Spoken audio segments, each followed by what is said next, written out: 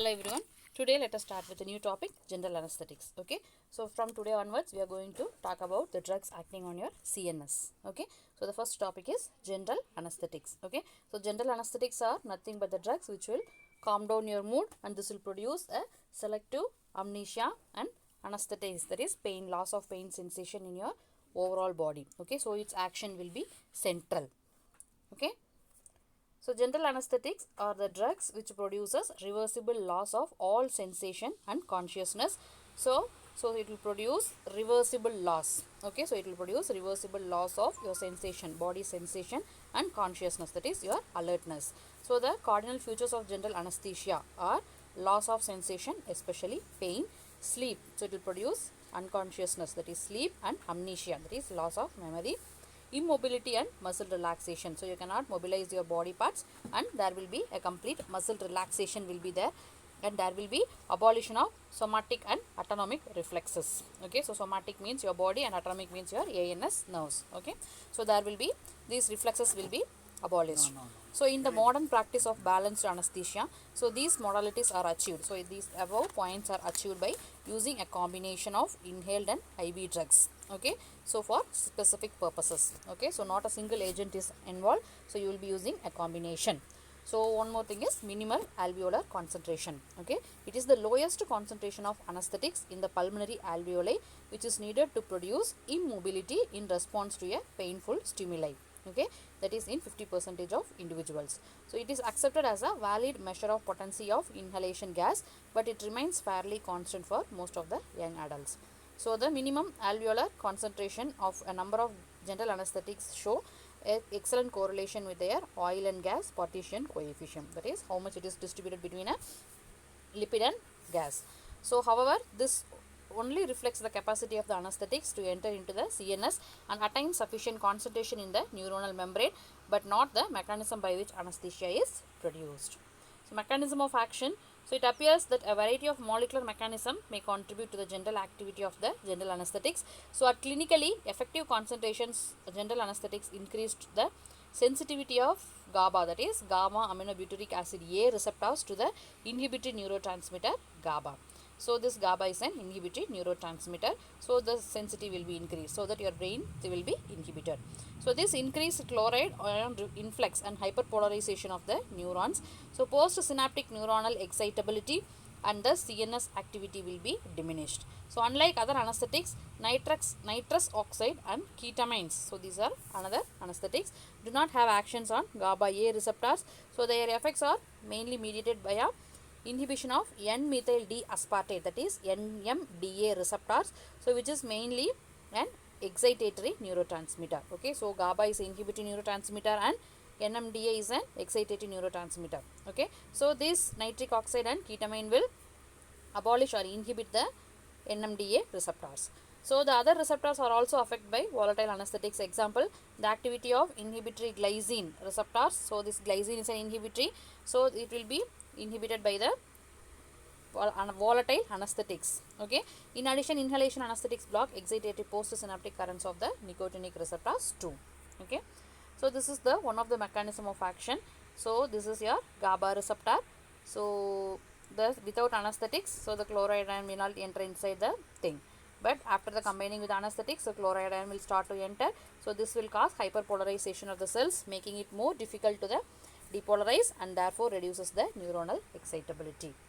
Okay, so stages of anesthesia. Okay, so these three stages are there in your producing an anesthesia. So first thing is induction, maintenance, and last is recovery. So induction is the time from the administration of a potent anesthetic to development of an effective anesthesia. So maintenance, it will provide sustained anesthesia, and recovery is the time from discontinuation to anesthetic until consciousness and protective reflex will return. Okay, so after discontinuation, what is the time that is required to returning the consciousness of the patient and reflexes. So induction of anesthesia depends on how fast effective concentrations of the anesthetic to reach the brain. So recovery is essential, the reverse of induction, and depends on how fast the anesthetic diffuses from the brain. So depth of anesthesia is the degree to which CNS is depressed. Okay, so how long or how depth your CNS is depressed. Okay, So depth of anesthesia can be subclassified into stage 1, stage 2, stage 3 and stage 4. Okay. So the depth of anesthesia has 4 sequential stages characterized by increasing, that is progression in CNS depression as the anesthetic start to accumulate in your brain. Okay. So initial stage is stage 1. Okay. So it is otherwise called as analgesia.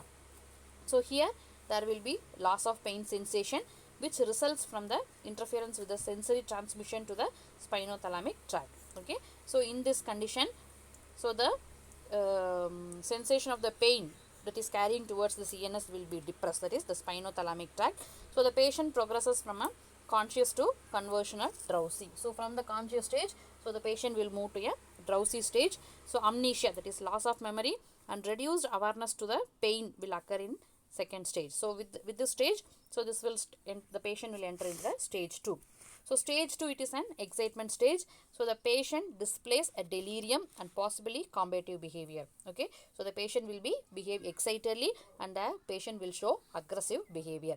So a rise and irregularity in blood pressure and respiration will also occur, as well as risk of laryngospasm. So this stage will have the risk of spasm of the larynx. So there will be respiratory trouble.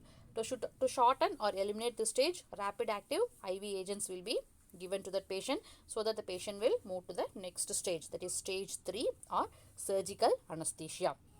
So there will be a gradual loss of muscle tone and reflexes as the CNS will be further depressed. So next stage is the further muscle tone, that is muscle relaxation will be there and the reflexes will be abolished. So regular respiration and relaxation of the skeletal muscle with eventual loss of spontaneous movement will occur. So this is the ideal stage for surgery to perform. So careful monitoring it is needed to prevent the undesired progression to stage 4. Okay. So with the stage 4 is a highly danger zone. So here you should have a careful monitoring so that the patient should not enter to the stage 4. So stage 4, it is a medullary paralysis, that is your medulla region will become paralyzed. Okay. So severe depression of the respiratory and vasomotor center will occur. So ventilation or circulation must be supported to prevent the death. So if the stage 4 is prolonged, it will lead to death of the patient. So this is the stages of anesthesia and depth of anesthesia. So this depth of anesthesia is an important one. So you should know what is stage 1, stage 2, stage 3 and stage 4. Okay. So this is the diagrammatic, so which will explain the stage 1, stage 2. So first stage is the loss of pain sensation, where the pain will not be carried to your brain region for interpretation. Next is the delirium. So it will provide a combative behavior, that is the patient will become aggressive, and surgical anesthesia where surgery can be performed. And the fourth stage is the medullary paralysis and death will occur if it is not properly monitored. Okay. So with this we can wind up our class today. Remaining we can see in the next class. Take care. Bye bye.